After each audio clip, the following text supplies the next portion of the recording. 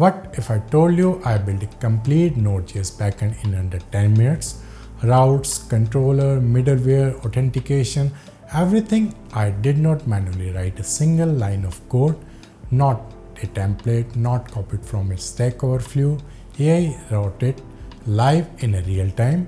In this video, I will show you exactly how I did it. I will also give you the exact prompt so you can also do this in your project. Backend setup is not complicated, but it's take time. And most of the time, you are not solving any real problems. You are just creating files, writing imports, setting up folders, same way you did on your last project.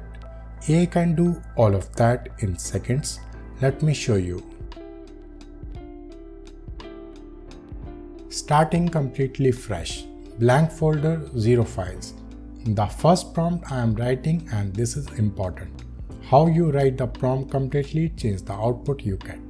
I am telling Claude, build me a production ready Node.js REST API for a task management app, express, MVC structure, JWT auth, MongoDB, full folder structure, routes, controller, model, middleware. Watch what happened. Routes done, controllers done, models done, auth, middleware done. Even the environment file, all variables ready. This is not just sample code, this actually runs. Let me break down the prompt structure that make this work, because a generic prompt gives you generic code. Every good prompt has 3 parts: context, what is this app; stack, what technologies; structure, how you want the code organized.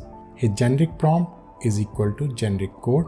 A specific prompt is equal to production ready code. And if something is off, you just tell it to fix. Add rate limiting, done. Add joy validation, done. It's follow your instruction every single time. So that's how you build a full Node.js backend with the AI, blank folder to running server in the real time. I have put all the prompt I use in the description, copy them, change them for your project, and try it today. If this was helpful, hit the like and subscribe, because next video we are going to do the same thing for the Flutter and the Firebase. That one is going to be a really good. See you in the next video. Thank you for watching the video.